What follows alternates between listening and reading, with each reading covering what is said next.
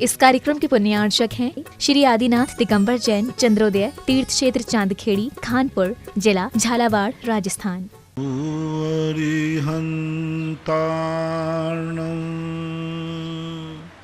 नमो सिद्धार्णं नमो आयर्याणं नमो वज्झायाणं नमो लोये सवसाहूर्णं।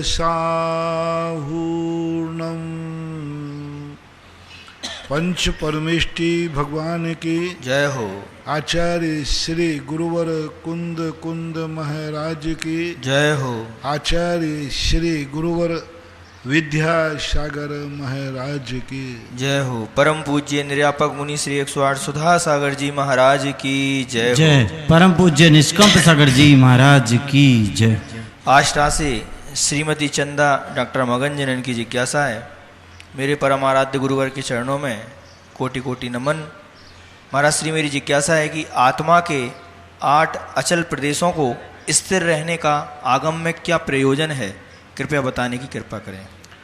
Natural स्वाभाविक 8 जो अचल प्रदेश हैं, अपन एक सिद्धांत समझें, कोई भी चीज़ का सर्कल बनाएंगे तो हमें किसी को तो स्थिर करना पड़ेगा।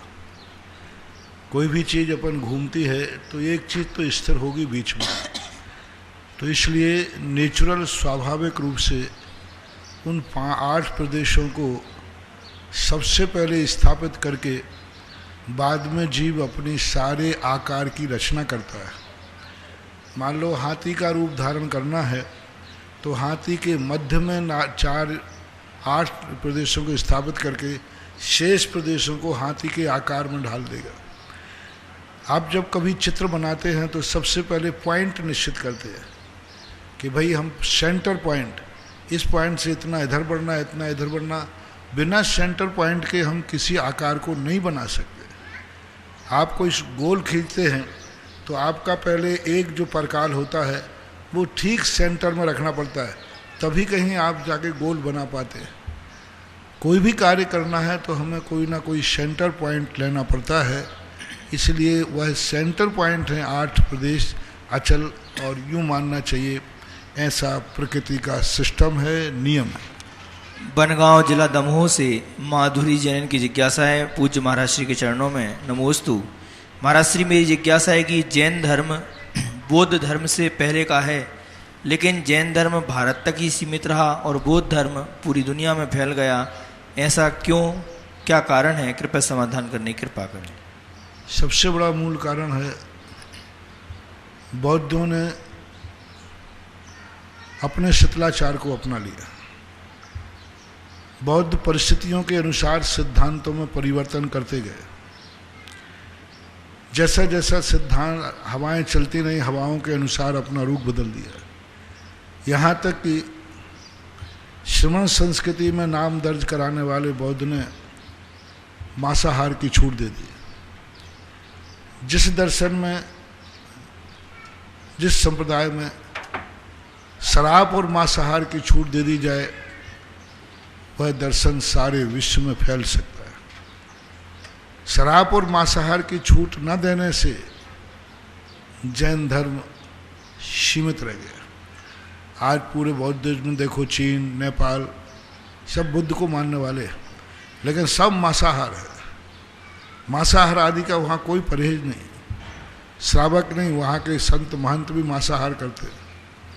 जो अपने आप को साधु मानते हैं, गुरु मानते हैं, उसके योग तो भी उनके यहाँ मांसाहार का प्रयोग होता है।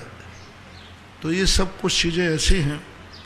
और महावीर ने कहा कि हम मिट सकते हैं लेकिन शिथिलाचार को पसंद नहीं कर सकते, क्योंकि शिथिलाचार लेने के बाद यदि हम धर्मात्मा भी कहलाएंगे तो हमारे लिए कोई धर्म नहीं मिल जाएगा, कोई हम उपलब्धि नहीं कर लेंगे। धर्म का टाइटल मिले या ना मिले, लेकिन आचरण शुद्ध होना चाहिए। इसलिए महावीर अपने सिद्धांतों को मोड़ते नहीं हैं, परिवर्तन नहीं करते, हवाओं के अनुसार नहीं बहते हैं। इस कारण से जैन धर्म सिमट गया, बौद्ध धर्म फैल गया। गांधीधाम गुजरात से सरिता जैन की जिज्ञासा है पूज्य गुरुवर के चरणों में त्रिकाल नमोस्तु। गुरुजी मेरी जिज्ञासा है कि निगोद राशि अधिक है अथवा त्रस राशि अधिक है, कृपया समझाने की कृपा। निगुद राशि सदा अधिक थी, अधिक है, अधिक ही रहेगी। त्रस राशि तो उसका अनंतमा भाग प्रमाण है, क्योंकि त्रस राशि तो अनंत भी नहीं है। निगोदिया जीव तो एक शरीर के अंदर, निगोदिया जीव अनंत होते हैं। त्रस जीव तो सदा 2 इंद्रिय जीव असंख्यात, 3 इंद्रिय जीव असंख्यात, 4 इंद्रिय जीव असंख्यात, 5 इंद्रिय जीव असंख्यात, संगी पंचेंद्रिय असंख्यात, ये चारों मिलाकर के असंख्यात है। और निगोदिया जीव तो एक निगोदिया जीव के शरीर में अनंतानंत निगोदिया जीव हैं, यानी एक पत्ते के अंदर जितने जीव हैं उतने जीव भी त्रस राशि से उससे भी कम है। 2 इंद्रिय आदि त्रस जीव बताओ, एक पत्ते में जितने एक इंद्रिय जीव हैं सब प्रतिष्ठित में निगोदिया जीव है। सारे दुनिया के त्रसना देव नारकी कीड़े मकोड़े त्रियंच पशु पक्षी सब मिला लिए जाएं तो भी वे असंख्यात में भाग प्रमाण हैं। और एक पत्ते के जीव उससे अनंत गुण मानना चाहिए। ये अनंत में भाग कहना, संख्यात न कह के अनंत में भाग प्रमाण, यानी बहुत कम है। त्रस जीव तो बहुत कम होते हैं। सारंगपुर मध्य प्रदेश से डॉक्टर अंकित जैन पुरवाल, इनकी जिज्ञासा है पूज्य गुरुदेव के चरणों में नमोस्तु। महाराज श्री मेरी जिज्ञासा है कि सिद्धालय में विराजमान सिद्ध भगवान एक हैं अथवा अनेक? अनंतानंत सिद्ध भगवान से पूरा सिद्धालय कब पूर्ण होगा, कृपया समाधान करने की कृपा करें। कभी पूर्ण नहीं होगा, क्योंकि वो अवगाहना शक्ति है। सभी सिद्ध अलग अलग भी हैं और एक भी है। अनंत सिद्ध आत्माएं हो चुकी, स्थान तो 45 लाख योजन है। एक माही एक राजे, एक माही अनेक नो, एक अनेक की नई संख्या, नमो सिद्ध निरंजनो। ऐसे अनंत सिद्ध परमेश्वर एक आत्मा में दूसरी आत्मा में अवगाहनत्व नाम का जो गुण उनका प्रकट हुआ है, और अवगाहनत्व नाम की जो शक्ति है स्वाभाविक रूप से सामान्य गुणात्मक, उसके कारण से वह स्वतंत्र हैं, लेकिन प्रदेश की अपेक्षा से वह एक दूसरे को अवगाहना देते हैं। सैटेलाइट इंदौर से श्रीमती प्रियंका महेंद्र जैन, इनकी जिज्ञासा है पूज्य गुरुवर के चरणों में नमोस्तु।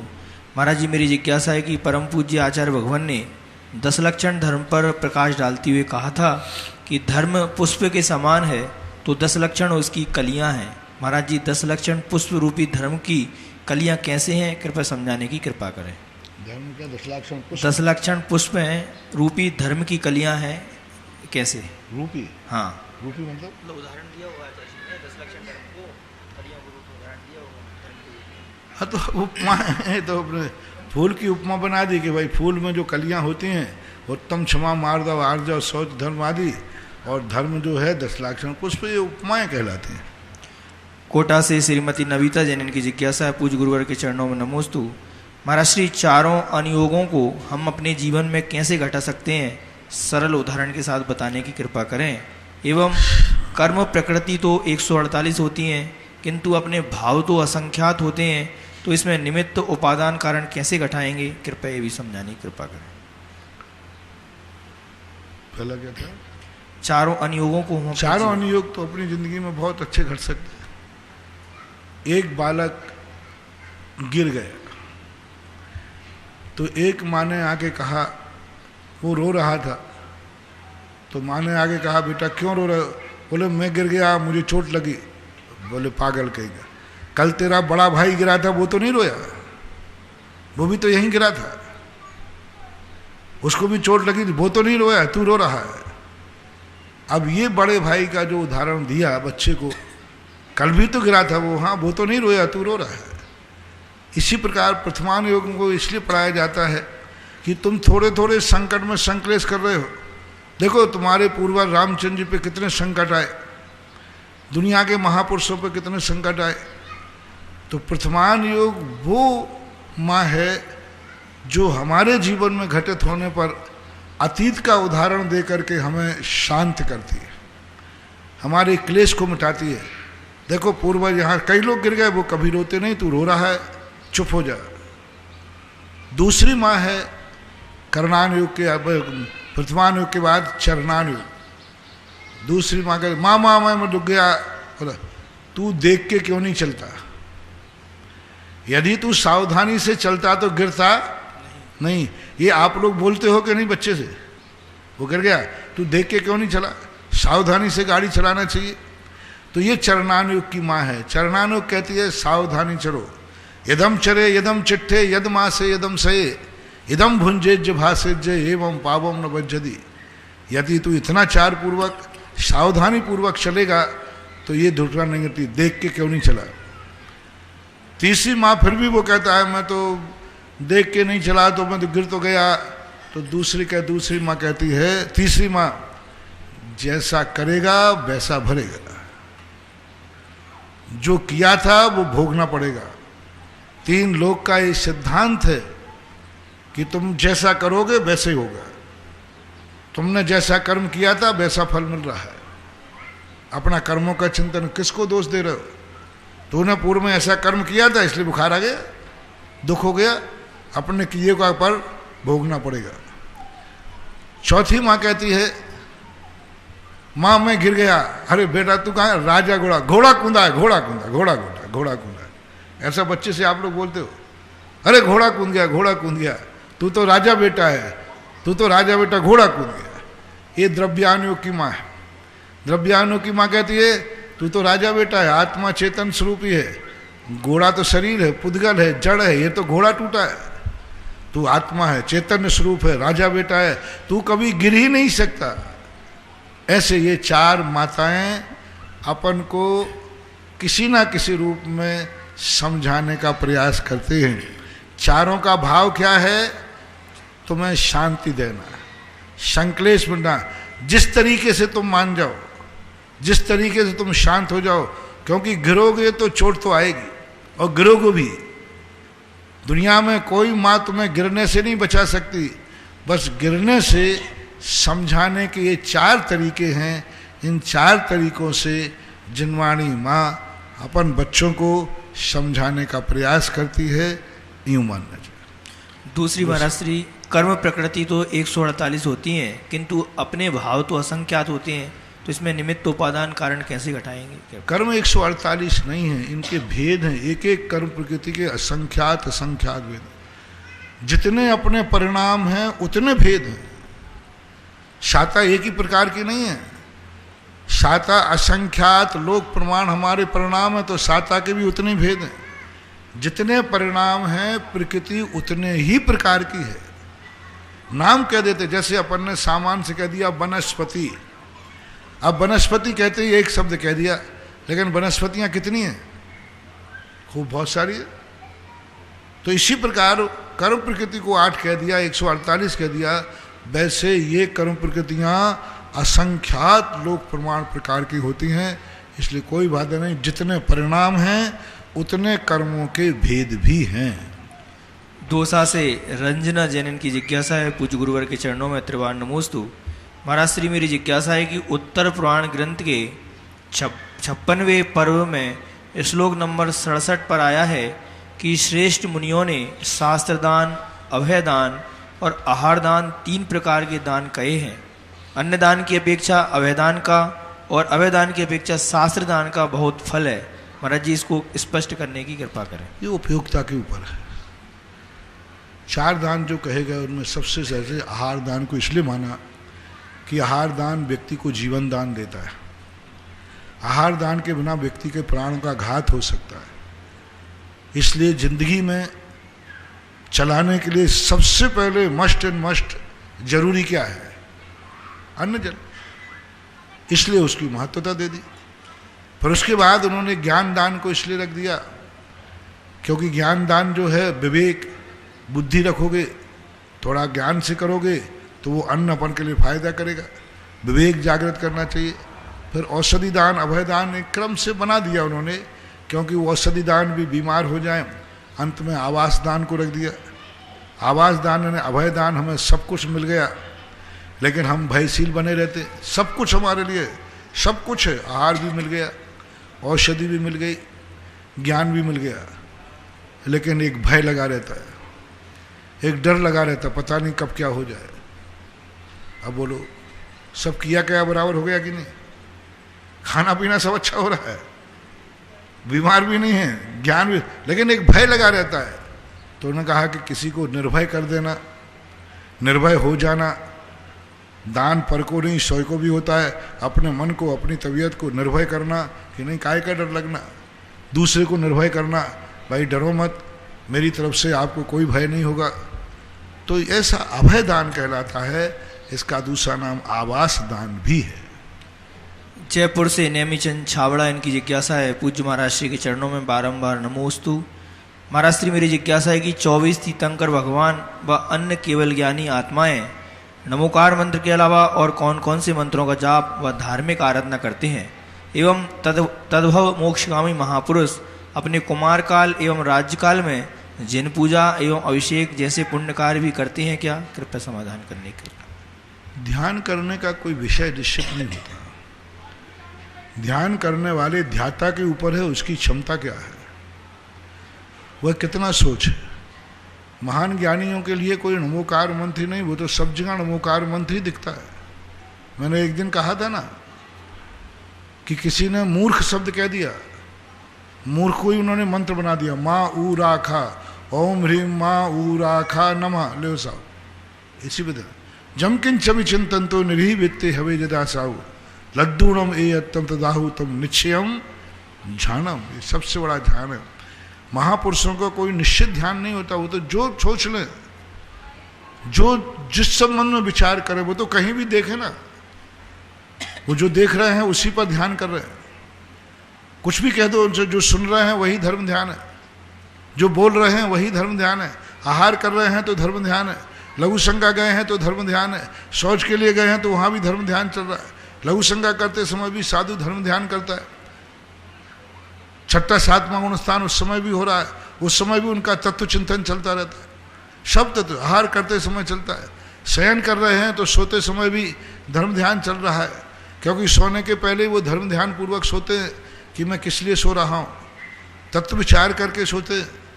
तो इसलिए साधु के लिए कोई निश्चित धर्म ध्यान की बात नहीं होती।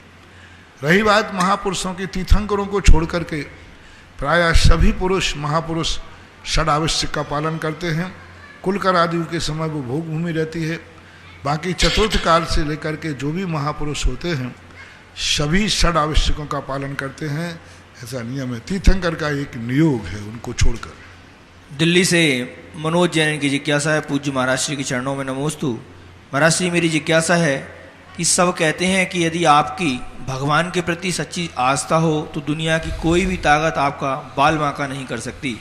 फिर हम लोग इस कोरोना से क्यों डर रहे हैं? हम क्यों अपने धार्मिक आयोजनों को रोक लगा रहे हैं? क्या कोरोना नेताओं को नहीं होगा, मंदिरों में ही होगा? महाराज जी, हमारे यहाँ देहात क्षेत्र में बहुत मंदिर ऐसे हैं जिनमें यात्री ना के बराबर आते हैं, कारण कर्मचारियों की तनख्वाह और अन्य खर्चा भी निकालना मुश्किल हो रहा है। कृपया इसके बारे में। मूल कारण है कि तुम्हारी आस्थाएं कमजोर है। हमने सुना है कि अमरचंद दीवान शेर के पिंजड़े में चले गए थे, अहिंसा पर था, और आज तुम्हें भी अहिंसा के नाम पर शेर के नहीं कुत्ते के पिंजड़े में भेज दूं? काट खाए तो मेरी जिम्मेवारी नहीं है। आस्थाएं कमजोर हैं। आज तुम्हारी आस्थाएं इतनी नहीं हैं। अब इसी को आप देख लीजिए, आप मंदिर को आस्था के कारण जोड़ रहे हैं कि आपके कर्मचारी के वेतन नहीं मिल रहा है इसलिए बुला रहे हैं। यही आपका खुलासा हो गया। आपका प्रश्न ही इतना, प्रश्न का उत्तर तुम्हारे में है। आपने कहा जब धर्म के ऊपर आस्था है, अच्छी सच्ची आस्था है, तो कोई कुछ नहीं बिगाड़ सकता, पक्का है। अब तुम्हारी आस्था किस पर है कि हमारे मंदिरों में कोई नहीं आ रहा है तो वेतन नहीं मिल रहा है, लाइट का बिल नहीं चुक रहा है, इसलिए मंदिर में लोग आए। इसका अर्थ है कि तुम धर्म के लिए नहीं बुला रहे हो, अपने नौकरों के वेतन के लिए बुला रहे हो। यही खमाड़ा खत्म हो गया। भाई साहब, उस मंदिर में कोई जाना मत, नहीं तो जरूर कोरोना हो जाएगा, क्योंकि वो वेतन के लिए तुम्हें बुला रहा है। अब तुम्हारे यहाँ कोई आएगा तो मामला बिगड़ जाएगा उसका, क्योंकि तुम्हारी दृष्टि ये है कि यात्री आए, और पैसा आए। यात्री आवे तो पैसा आना और पैसे के लिए यात्री बुलाना, बहुत अंतर है। मैंने तुम्हें कई बार कहा, कई स्थानों पर लोग मुझे बुलाते हैं, बोले महाराज जी आ जाएंगे तो पाया आ जाएगा, पाया पाया होती है लोग, और वो यही सोचते। और मैं भी वहाँ के क्षेत्रों के उनके संबंध में खूब बोलता हूँ। एक दो बार मेरे जीवन में घट गया, एक बोली नहीं आई। मैंने कहा मैं क्या करूँ, मैं तो खूब बोल रहा हूँ। कमेटी ने आके कह दिया, बोले महाराज जी आपको तो मैंने बहुत सुना था कि आपके मुंह से निकला नहीं और पैसा बरसा नहीं। तो मैंने कहा आपने सुना था? बोले हाँ मैंने सुना था महाराज, आप बोले नहीं और पैसा बरसा नहीं। तो मैं तो इसलिए आपको लाया था, और आप इतना बोल रहे पैसे नहीं आ रहे, तो जो मैंने सुना था वो झूठा है। मैंने कि भैया अब नहीं आएंगे, पक्का है, क्योंकि तू मुझे पैसे के लिए लाया है, अब कोई भक्त नहीं देगा। फिर मैं वहाँ से विहार करके दूसरे स्थान पर पहुँचा। तो दूसरे स्थान पर गए तो उन लोगों ने पूछा भैया आप काहे के लिए लाए हो? अब आजकल मैं पूछने लगा हूँ कि भाई मुझे ले जा रहे हो कि मैं कमाऊ हूँ इसलिए ले जा रहे हो? तो उन्होंने कहा महाराज जी मुझे कुछ नहीं चाहिए है, मुझे तो आप चाहिए। आप ऐसा आए तो ठीक, नहीं आए तो नहीं, मुझे तो आप चाहिए है। वहाँ मैंने जैसे ही प्रवचन सुना, इतना दान आया कि वो समेट नहीं पाए। तब मैंने सोचा, और ये कहानी हमारे शास्त्रों से प्रमाणित है।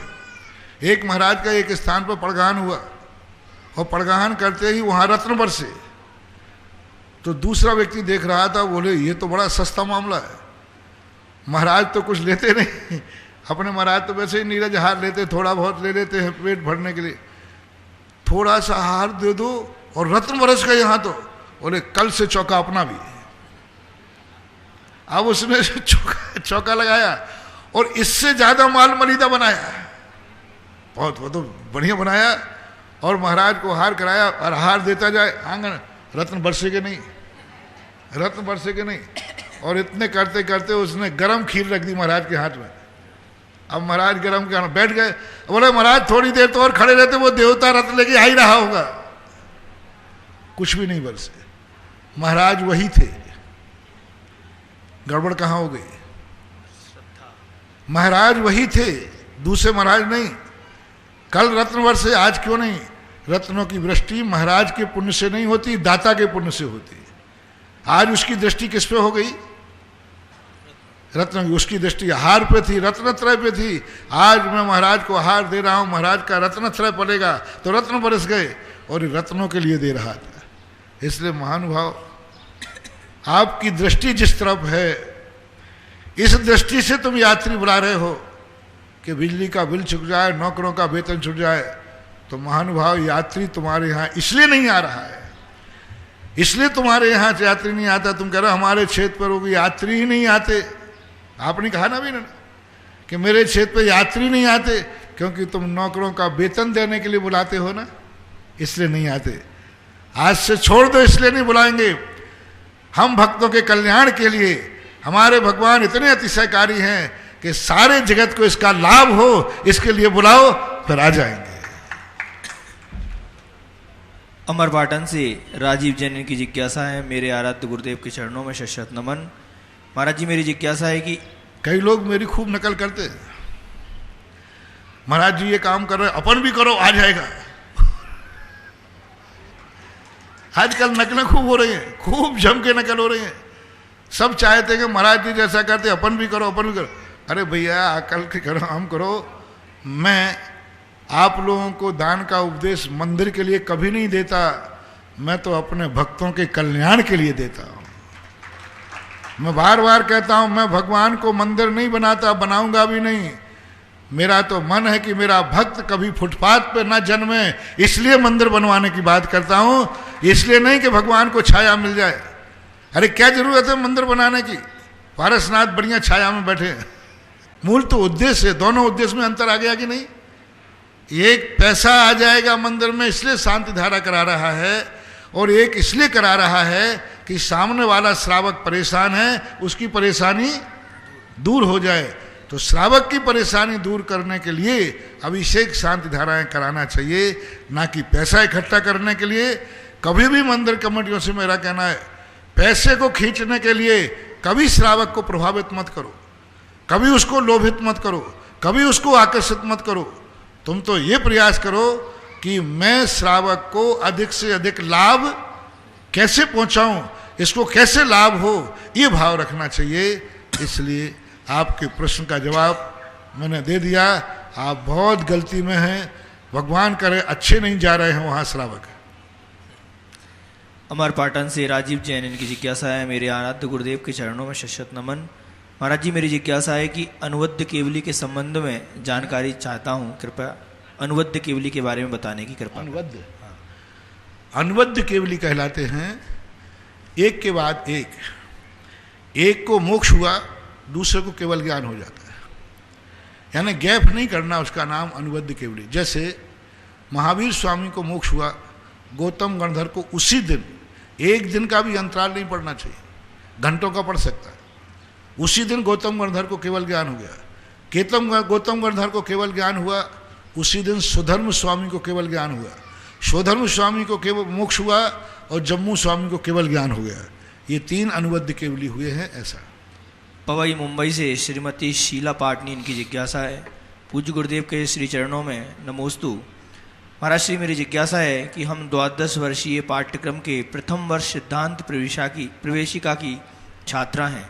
हमारे अपनों की तरफ से ये प्रार्थना आई है कि क्या हम वक्त निकालकर ऑनलाइन श्री जैन पाठशाला शुरू में केवल एक व्यक्ति के साथ शुरू कर सकते हैं क्या? अगर कर सकते हैं तो इस नवीन उपक्रम के लिए आपका आशीर्वाद चाहते हैं, कृपया समाधान। एक व्यक्ति से नहीं, स्वयं अकेले पाठशाला शुरू कर सकते हैं। स्वयं ही शिक्षक, स्वयं ही पाठक, स्वयं ही मास्टर, स्वयं ही विद्यार्थी। क्या बात है। मैंने एक बार कहा किसी से बच्चों से, हमारे स्नातक बच्चों से, कि मंदिर में स्वाध्याय की गद्दी चालू रखो। बोले महाराज कोई नहीं आए तो स्वयं पढ़ो, स्वयं सुनो, जोर जोर से पढ़ो, गद्दी पर बैठो, कोई भी नहीं बैठा, साथ खोलो और जोर जोर से पढ़ने लगो। लोग पूछे किसको पढ़ रहे हैं, बोले मैं स्वयं तो सुन रहा हूँ। जैसे लॉकडाउन के अंदर अभी देखो कितना बढ़िया प्रवचन होता है, पंडाल में आके देखे तो कोई टीवी पर सुना है तो लोग सोच रहे हैं कि हजारों लोग बैठे होंगे पंडाल में, और यहाँ पंडाल में कोई नहीं है। कौन बोल रहा है? सुधा सागर। कौन सुन रहा है? पंडाल की अपेक्षा। क्या बात होगी। दुनिया के प्रवचन सुनने के अपेक्षा कई बार स्वयं का प्रवचन स्वयं को सुनना चाहिए, उसमें एक बड़ा आनंद आता है। स्वयं का प्रवचन स्वयं सुनो। तुम्हारे पास तो एक विद्यार्थी है तो पाठशाला चालू करो, वो भी नहीं हो तो तुम अकेले पाठशाला चालू करो, कर सकते हो। बहुत बहुत आशीर्वाद। आपका प्रयास सराहनीय है। भीड़ देख करके तो दुनिया मार्केट खोल लेता है, भीड़ नहीं होने पर भी मार्केट खोल रहा है, ये तुम्हारी सच्ची लगन है। मांगरोल 12 से अजित जैन एडवोकेट, इनकी जिज्ञासा है, पूज्य महाराज श्री के चरणों में नमोस्तु।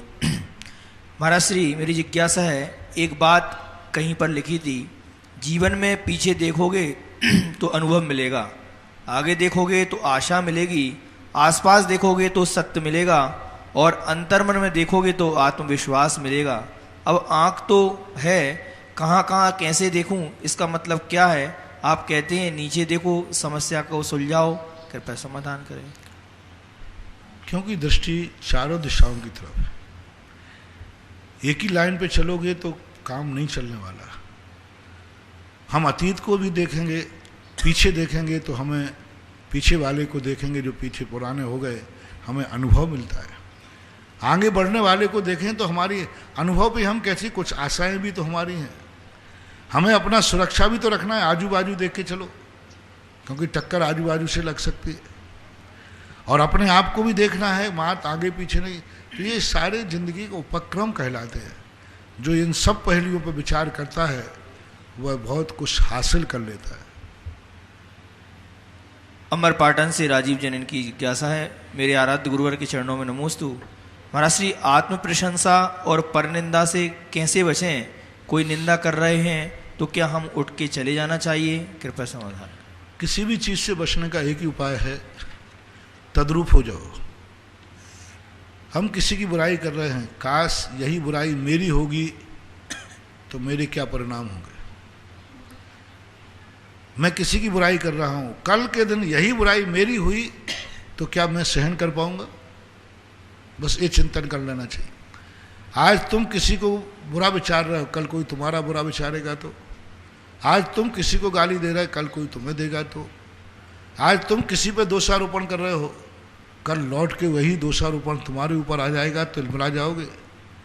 व्यक्ति की कमी सबसे बड़ी क्या है? दूसरों के दोष गर्दन उठा के देखता है और स्वयं के पाप गर्दन झुका के करता है। मेरा कोई दोष देख नहीं ले, वे छुप के करता है, और दूसरों के दोष खिड़की खुली भी नहीं है ना, तो वो क्या होती, वो दराज होती है, उनमें से देखता है, कान लगा के सुनता है। ये सबसे बड़ी कमी है। यदि दूसरों के दोष देखने का तुम्हारे लिए शौक है तो अपनी किताब भी खुली रखो कि मेरे दोष भी दुनिया देखो। अपने दोष तो ढांकना और दूसरों के दोष उघाड़ना, यही मिथ्या दृष्टि का लक्षण है।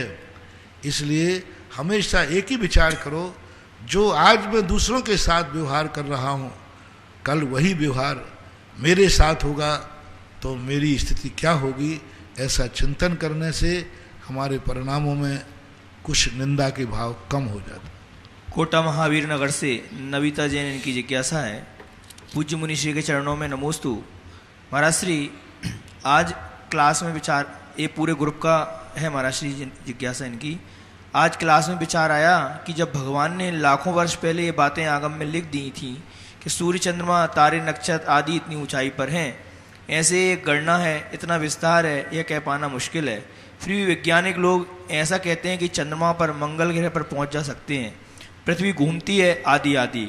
तब फिर अपन को जैन शासन में एक रिसर्च सेंटर खोलना चाहिए, ताकि अपन जैनागम में लिखी दुर्लभ महत्वपूर्ण जानकारी को सभी के सामने प्रस्तुत कर पाएं, और वर्षों पहले भगवान ने जो कुछ कह दिया है उसका बेसिस प्रूफ कर जिन धर्म की महिमा क्यों ना बढ़ाएं, ऐसी मेरी सोच है। हमेशा किसी भी कार्य का विरोधी पक्ष हमेशा रहा है।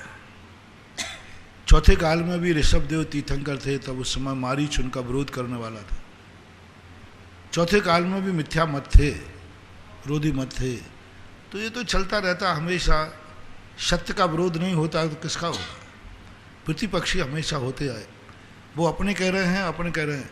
हाँ, रही बात आपको कि जिनेंद्र भगवान की वाणी को सिद्ध करने के लिए अपने भी प्रयोगशाला होना चाहिए, अपना भी होना चाहिए, करना चाहिए, कर रहे हैं। इसी का तो प्रवचन दे रहे हैं, नाना प्रकार के साहित्य ग्रंथ लिखे जा रहे हैं। इसी प्रभावना के लिए, इसी सिद्धि के लिए तो आचार्यों ने ग्रंथ लिखे। इन्हीं सिद्धि के लिए तो कहा जा रहा है स्वाध्याय करो। इन्हीं सिद्धि के लिए तो हम लोग प्रवचन दे रहे हैं। यह भी एक प्रयोगशाला है। अब रही बात वैज्ञानिक प्रयोगशाला, तो उसके लिए तो आप लोग जितना करें, कर सकते हैं, लोग करते भी हैं, कर रहे हैं।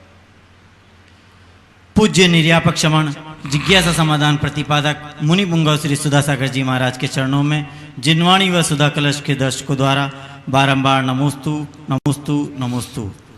प्रथम जिज्ञासा के लिए श्री ऋषभ जी जैन अशोकनगर और इनके पश्चात सुरभि जैन कोटड़ी तैयार रहे।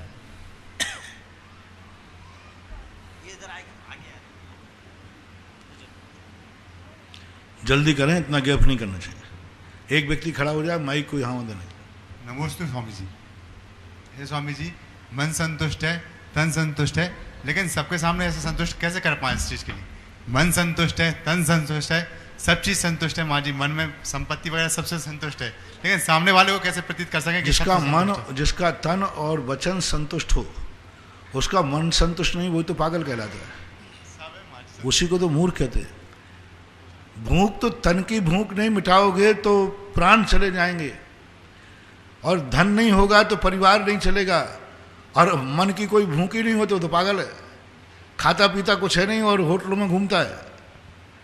तो इसलिए मन को जो संतुष्ट करने के लिए तो हमें करना ही पड़ेगा, क्योंकि मन की भूख व्यर्थ की भूख है, उसकी कोई भूख होती ही नहीं है, ऐसा माना। मन तो संतुष्ट है, सब संतुष्ट है, अपने आप में सब संतुष्ट हैं, लेकिन सामने वाले को कैसे बताएं कि हम सब संतुष्ट हैं? सामने वाले तो सामने वाले की बात कर रहे हो। सामने वाले को संतुष्ट होने को करने की जरूरत ही नहीं। मन चंगा तो कठौती में गंगा। सामने वाले को संतुष्ट जब ही कर सकते हैं जब वो तुम्हारे ऊपर विश्वास करे।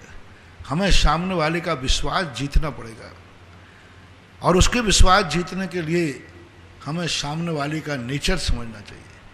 सबसे बड़ी चीज़ है कि हम हर व्यक्ति को अपने नेचर में ढालना चाहते हैं।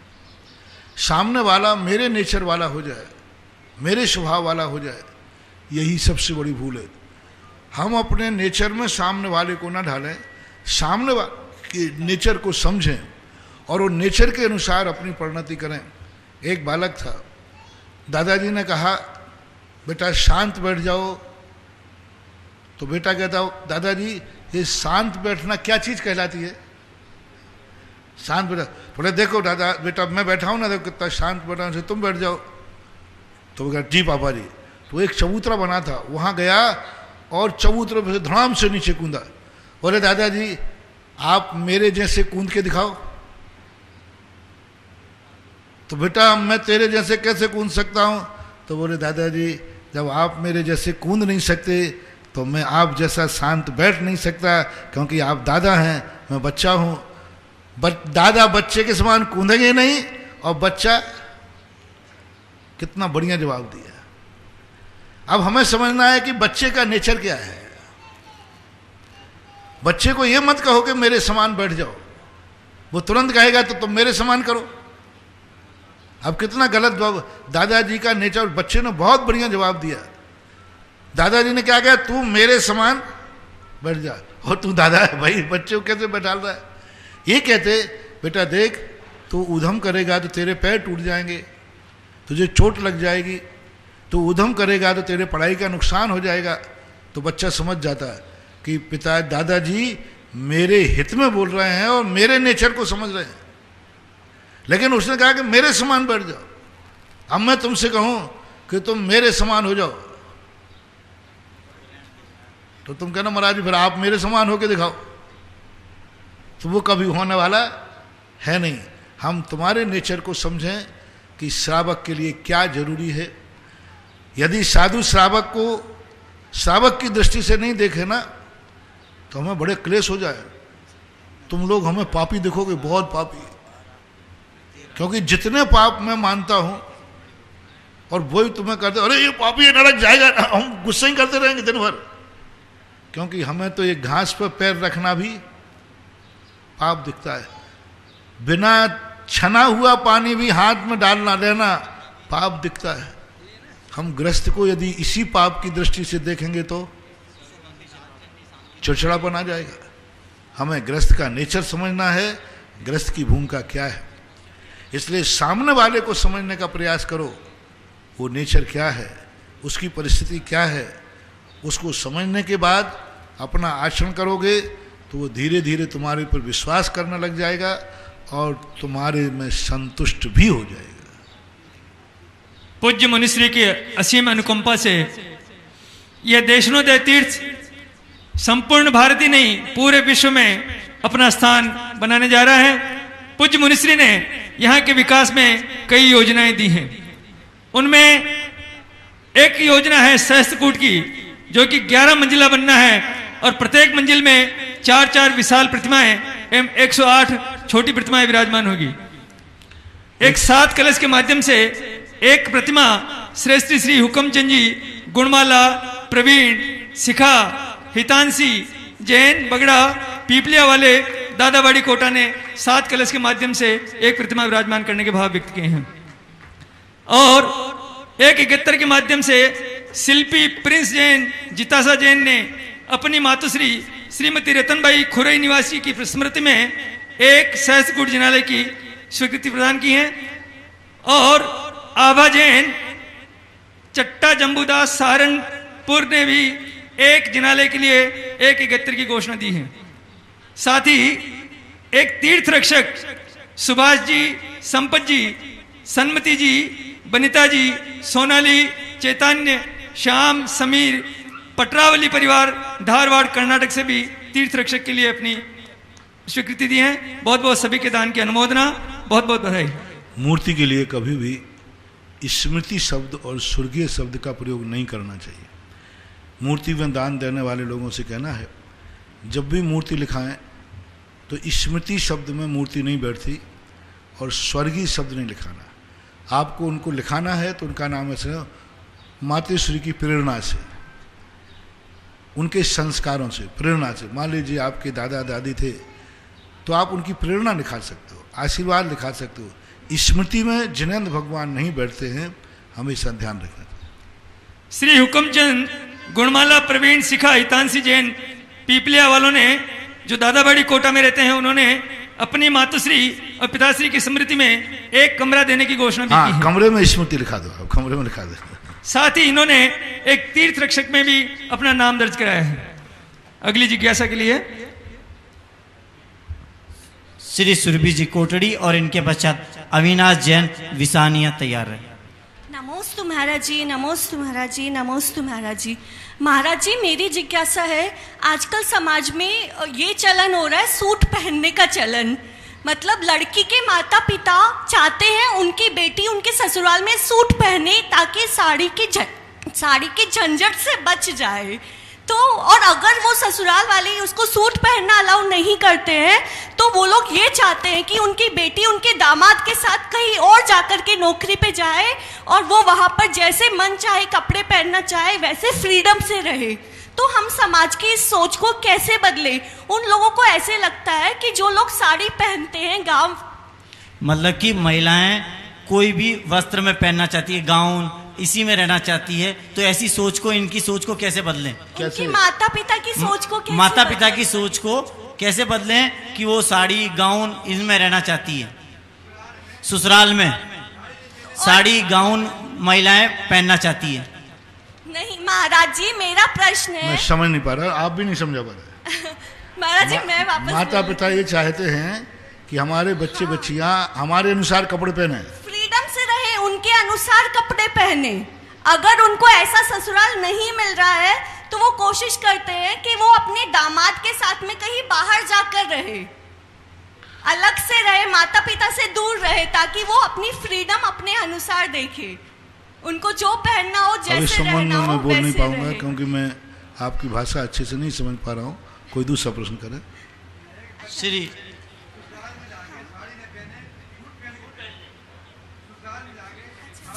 फ्रीडम चाहते हैं, मतलब माँ बाप से, सास ससुर से फ्रीडम चाहते हैं। ये आपकी व्यवस्था है, आप लोग जैसे संभालें वैसा करें। अच्छा महाराज जी, मेरा एक और प्रश्न है कि हमारा घर जो है वो मंदिर से 25 फुट की दूरी पर है, तो इसमें कोई गलत है या नहीं? कितनी दूरी पर? 25 फुट, 25 से 30 फुट की दूरी पर है। कोई बात नहीं। ठीक है। अविनाश जैन विसानिया और इनके पश्चात नेहा जैन अशोकनगर तैयार है। नमोस्तु महाराज, मेरा क्वेश्चन है कि नमोकार मंत्र बोलने का और भी कोई तरीका है क्या? हम जब नमोकार मंत्र बोलते हैं तो थोड़ा समय लगता है, हमारे दादाजी या पापा जी जब बोलते हैं तो बहुत कम समय लगता है उनको नमोकार मंत्र बोलने में। तुम्हारा अच्छा है, ज़्यादा समय लगाओ, वो उनका गलत है। ठीक है। नमोकार मंत्र में जितना धीमे समय लगाओगे उतना ही अच्छा है। गैप है और उसको समझते जाओ, करते जाओ, ऐसा करना। ठीक है महाराज। अब ऐसा एक परिवार जिन्होंने अपने पूरे परिवार के सदस्यों के नाम से यहाँ सहस्त्रकूट में नाम दिया है, 7 कलश की राशि से श्री योगेश जी, श्रीमती सुरेखा जैन, मणि जैन, नीति जैन, सुदर्शन परिवार शामली नोएडा से, और उनके भाई हैं श्री सिद्धार्थ जी, श्रीमती नेहा कुमारी आरना शामली बेंगलोर से। इन्होंने 171 में छोटी प्रतिमा और 171 में ही शरद, श्रीमती शिखा, राहुल, लक्ष्य, प्रीतमपुरा शामली दिल्ली से, और एक और प्रतिमा संजय, श्रीमती सीमा, भव्य, अक्षत, रोहिणी दिल्ली से, और एक और श्री विनोद जैन, श्रीमती कुमकुम जैन, हिमांशु जैन, कृष्णानगर शामली दिल्ली से, श्रीमती विमला, एक और श्रीमती विमला जैन, संजय जैन, श्रीमती सीमा, भव्य, अक्षत, रोहिणी शामली दिल्ली से।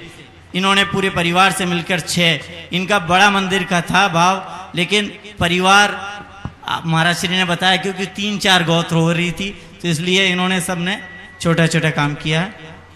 और श्री नेहा जी और इनके पश्चात जीतमल जी नौगामा तैयार है। मुनिवर के चरणों में मेरा बारंबार नमोस्तु नमोस्तु नमोस्तु। महाराज श्री, मेरी मम्मी जी की जिज्ञासा है कि चारों निकाय के देव नंदीश्वर द्वीप में पूजन करने जाते हैं तो निज शरीर से जाते हैं या वैक्रिय से? अगर वैक्रिय से जाते हैं तो वो निज शरीर में देव कैसा अनुभव करता है? विक्रिया शरीर से जाते हैं, मूल शरीर से तो वो अपने विमान से बाहर नहीं निकलते, लेकिन विक्रिया शरीर में उनका उपयोग होता है। जैसे कि अपने देखो हाथ है, एक हाथ है, दूसरा, दोनों हाथ हिल रहे अपने। अब मेरा उपयोग किस तरफ है? इस तरफ चला गया तो इस तरफ का पता चलेगा, इस तरफ का चला तो इस तरफ पड़ेगा। तो इसी प्रकार मन जो है, उपयोग जो है, वह विक्रिया में रहता है तो विक्रिया का अनुभव होता है।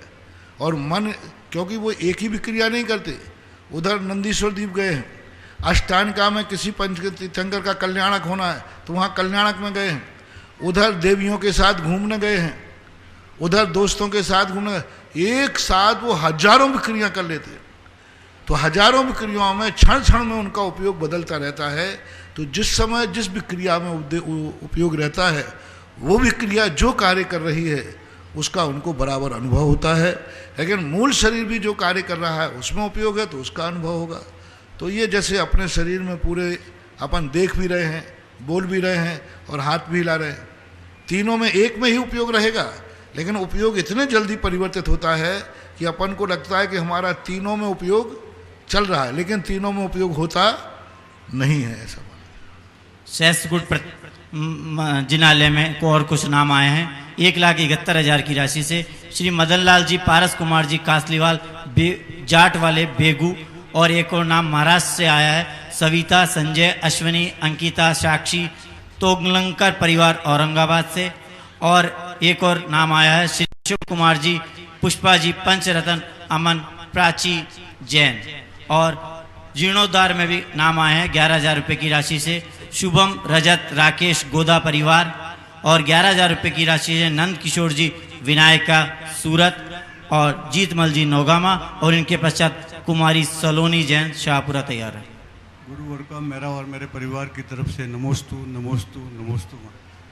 मेरा प्रश्न है कि महाराज जी, नमोकार मंत्र करना जाप अच्छा क्या है, भक्तांबर का बाप, दोनों में क्या अलग अलग फर्क? दोनों अपने आप में अलग मूल्यवान है, दोनों का स्वरूप अलग है। जाप का अलग महत्व होता है, पाठ का अलग महत्व होता है। जाप तो जाप ही होता है, जाप में व्यक्ति का उपयोग लगता है तो जाप है। तो दोनों का मूल अपने आप में अलग है। मैंने कहा ना, हर जीवन में एक ही सुविधा से जिंदगी नहीं चलती, अनेक प्रकार के पुण्य चाहिए।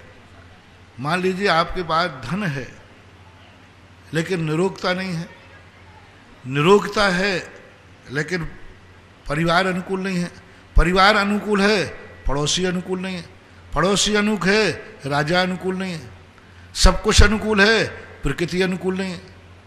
तो अब इस सब चीज़ों के लिए पुण्य अनेक कारण करने पर एक कार्य होता है। एक तुम भोजन बनाते हो, रोटी एक है, रोटी के लिए कितने कारण हैं? आप खेत से शुरू होइए, आपको रोटी मिली खेत से शुरू होइए। खेत में कितना बड़ा किसान को मेहनत करना पड़ता है, खेत को तैयार करना, बोना, रक्षा करना, फिर बाजार में लाना, फिर उसको घर आना, फिर आटा बनाना, कितना बड़ा, तब कहीं एक रोटी बनती है। इसी प्रकार से ये सारी चीज़ें, किसी एक को महत्व मत दो। कभी कभी क्या होता है, क्रिया छोटी सी हो महत्वपूर्ण हो जाती है। सब चीज़ें चाहिए, जाप भी चाहिए, पाठ भी चाहिए, पूजन भी चाहिए, अभिषेक भी चाहिए। सब, किसी को कम मत मानो। जितने प्रकार के पुण्य के साधन हैं सब कहीं ना कहीं अपनी जिंदगी में काम आते हैं। इसलिए जिसको जितना समय मिले उतना दो। विद्यार्थी के 6 पेपर होते हैं मान लीजिए, और एक पेपर में यदि वो कहे महाराज जी हमें कौन सा पेपर ज़्यादा पढ़ना चाहिए, तो एक पेपर में तो 100 नंबर लाया और दूसरे पेपर में 0 नंबर लाया या 25 नंबर लाया, तो उसको पास का सर्टिफिकेट मिलेगा कि फेल का? एक पेपर में 100 नंबर है और दूसरे में 25 आए तो फेल माना जाएगा। तो अपना बैलेंस बनाना चाहिए, सबको बराबर ऐसा समय।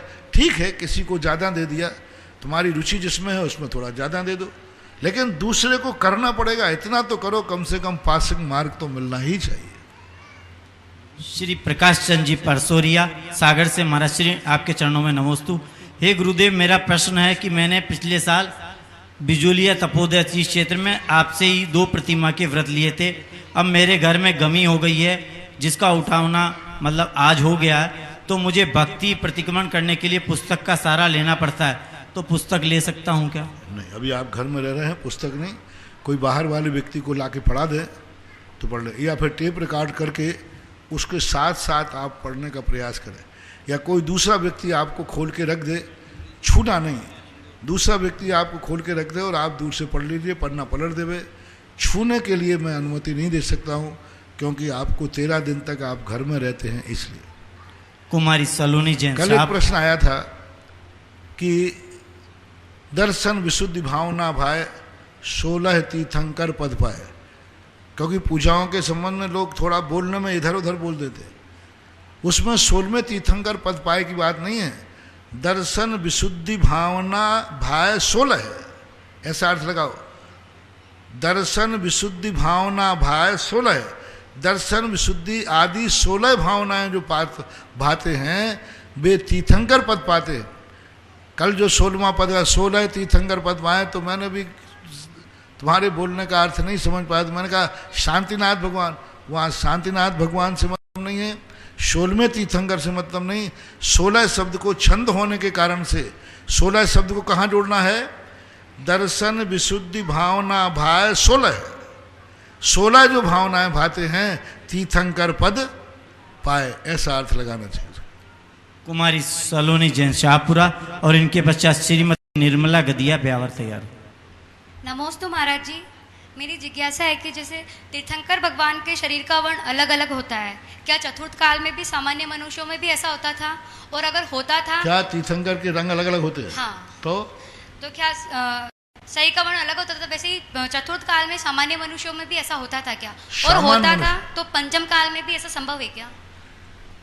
तीर्थंकरों के संबंध में तो उल्लेख मिलता है, अन्य के संबंध में भी हो सकता है, क्योंकि रामचंद्र जी के लिए श्याम वर्णी कहा है, कृष्ण जी के लिए भी श्याम वर्णी कहा है, उनका नाम ही श्याम जी है। तो कृष्ण के संबंध में भी आता है, श्री कृष्ण के श्याम रंग के थे, रामचंद्र जी के संबंध में भी आता है, रामचंद्र जी का रंग श्याम वर्णी था। तो ऐसा लगता है कि होना चाहिए, हालांकि विशेष अलग से उदाहरण नहीं मिले कि वहाँ हरे रंग के भी कोई महाराज कोई श्रावक थे, लाल वर्णी भी कोई श्रावक थे, ऐसा उल्लेख नहीं मिला, लेकिन तीर्थंकरों का है तो होना चाहिए। और पंचम काल में ऐसा देखने में नहीं आ रहा है। अब आजकल तो कलर पैथी चल रही, बालों को नाना कलर कर लेते ना, ऐसे शरीर पे पोत के नाना कलर कर लो, और क्या है। आजकल लोग मेकअप से अपने कलर बदल देते, मेकअप करते ना, तो उनसे जैसे नाटक आदि में तो अभी वर्तमान में देखने में नहीं आ रहा। अपन यही कह सकते हैं कुछ प्रांतों के अलग गोरे होते हैं, साउथ में जाओ तो उनके कलर अलग होते हैं, साउथ इंडियन, तो ऐसा कुछ। श्रीमती निर्मला जी गदिया ब्यावर, और इनके पश्चात कुमारी आरोही जैन पारोली तैयार। नमोस्तु गुरुदेव। संसार के सभी प्राणी सुख चाहते हैं, फिर भी वह दुखी दिखाई देते हैं, तथा सुख चाहने के लिए प्रयास भी करते हैं, फिर भी वह दुखी क्यों दिखाई देते हैं? अभी आप 4 दिन से प्रवचन इसी पर चल रहे हैं। दुख है नहीं फिर भी व्यक्ति दुखी है, जितना दुख है नहीं उससे कई गुना दुखी है। व्यक्ति स्वयं सुखी है लेकिन दूसरों से दुखी है, जितने सुख हैं उतना वो खुश नहीं है। तो अभी 3-4 दिन के प्रवचन इसी चल रहे हैं, आप YouTube से विस्तार से सुन लेंगे तो आपको अपनी ज़िंदगी का सबसे बड़ा समाधान हो जाएगा। अभी इसी प्रश्न को अब मैं 2 मिनट में क्या उत्तर दूं, यही प्रश्न का उत्तर मैं अभी 4 दिन हो गए पूरा नहीं कर पा रहा हूं, तो आप उससे विस्तार से सुने। तो अभी 4 दिन के प्रवचन इसी में चल रहे। दुख है किस बात का, दुख है क्या चीज, दुखी क्यों है व्यक्ति, ये सारा का सारा डिसेक्शन अभी मैंने किया है। यही सबसे बड़ा विचारणीय व्यक्ति है। यदि ये 4 दिन के प्रवचन में व्यक्ति अपने आप को संभाल लेवे, अभी और चलेंगे प्रवचन इस पे, तो सुनने का प्रयास करें। कुमारी आरोही जैन पारोली और इनके पश्चात सुषमा जैन नौगामा तैयार। नमोस्तु महाराज जी, मेरा प्रश्न ये है कि आत्मा कितने समय बाद जन्म लेती है? जन्म लेने का अर्थ होता है कि आत्मा तुरंत भी जन्म ले लेती है, और अन्यथा डॉक्टरों के अनुसार और हमारे शास्त्रों के अनुसार 1 हफ्ते बाद जहाँ पर जीव को जन्म लेना है, यदि उनका योनि स्थान बन चुका है तो 1 हफ्ते तक जीव आकर के गर्भ में जन्म ले सकता है। जैसे आज किसी जीव ने योनि स्थान बनाया, माँ बाप ने, माँ पति पत्नी ने सहयोग किया, और वह जो तंतु हैं जिसे आप लोग शुक्राणु कहते हैं, वो 8 दिन तक गर्भ में पड़े रह सकते हैं। 8 दिन तक उसमें कोई जीव ना आवे, 8वें दिन तक आ सकता है। यही आगम के अनुसार जीव तुरंत भी आ सकता है, 1 मिनट बाद भी आ सकता है, घंटे बाद अधिकतम 1 हफ्ते के अंदर अंदर आएगा। नहीं आया तो फिर वो नहीं आएगा। सेस्कुट में एक नाम आया है 1,71,000 से देवेंद्र मीनल जैन इंदौर और सुषमा जैन नौगामा, और इनके पश्चात कुमारी युतांशी जैन अशोकनगर तैयार। नमोस्तु नमोस्तु नमोस्तु नमोस्तु महाराज जी, हम ऐसा क्या पुण्य करें कि सुखोदय अतिशय क्षेत्र नौगामा में मुनि सूरतनाथ भगवान की प्रतिमा जल्दी आया हो और आपके सानिध्य में प्रतिष्ठा हो और मुझे सचिव बनने का सौभाग्य मिले। नमोस्तु महाराज। आशीर्वाद भावना भाई, और तो क्या उपाय बताओ। कुमारी युतांशी जैन अशोकनगर और इनके पश्चात श्री जी संजय जी नौगामा तैयार है। नमोस्तु महाराज जी, आज 8 वर्ष बाद आपको मुझे आहार देने का सौभाग्य प्राप्त हुआ है। 8 वर्ष पहले जब मैं बजरंग आई थी तब मुझे आहार दान देने का अवसर प्राप्त हुआ था। महाराज जी बहुत बहुत नमोस्तु। महाराज जी, मेरी जिज्ञासा यही है कि कई लोग आर्थिक रूप से बहुत अधिक सक्षम होने के बाद भी जीवन में थोड़ा बुरा समय आने पर बिना आगे पीछे सोचे आत्महत्या जैसी निंदनीय कार्य कर लेते हैं। महाराज जी, व्यक्ति किस प्रकार की विचारधारणा रखे कि वह आत्महत्या जैसा कार्य करने की कभी जीवन में नहीं सोचे? कृपया अपना बहुमूल्य से समय देकर महाराज जी मेरी जिज्ञासा का समाधान करें। सबसे बड़ी चीज है व्यक्ति को अपनी खुद की कीमत स्वयं आंकना चाहिए। स्वयं मूल्यवान नहीं है व्यक्ति समझता अपने आप को। हमारे शास्त्रों में इसलिए तो कहा गया कि 84 लाख योनियों में मनुष्य पर्याय श्रेष्ठ है, अनमोल है, रत्न है। ये क्यों कहा गया कि इसको तुम समझो जिससे इसका समय व्यर्थ नहीं जाएगा, आत्महत्या का भाव नहीं कर। जो व्यक्ति स्वयं की दृष्टि में गिरा हुआ रहता है, जो स्वयं की व्यक्ति में कमजोर हो जाता है, उस व्यक्ति को मरने का भाव आता है। जो व्यक्ति अपने आप को ये सोचता है कि ये जितने कष्ट हैं ये मेरी जिंदगी से ज़्यादा नहीं है, मैं उनका सामना करूंगा लेकिन मरने का भाव नहीं करूंगा, तो इस प्रकार की अपनी ज़िंदगी का विल पावर बढ़ावें और समस्याओं को चुनौती दें। मैं तो ये कहता हूँ जिसकी ज़िंदगी में कोई समस्या नहीं है वो कोई मज़ेदार आदमी नहीं है। ज़िंदगी का मज़ा तो वही है जब कांटों हो, सारे रास्ते में कांटे ही कांटे बिछे हों और उस पर चल करके मंजिल पावे तो मज़ा आता है। फूलों पे चल करके मंजिल पाना मैं तो नहीं समझता। मैं तो भगवान से भावना करता हूँ, भगवान मुझे भरत चक्रवर्ती जैसा अंतर मुहूर्त में केवल ज्ञान नहीं चाहिए, मैं तो बाहुबली जैसी तपस्या करके केवल ज्ञान चाहता हूँ। जितने भी संसार के भंग हैं तपस्या के, उस सारी तपस्याओं को मैं करूँ, एक एक तपस्या के लिए मैं आनंद लूँ उस तपस्या का। तो चुनौती होना चाहिए, संघर्षों से डरो मत। हमारे आचार्य श्री कहते हैं संघर्ष का अंत हर समय होता है। समस्या आई है, आने दो, जूझेंगे।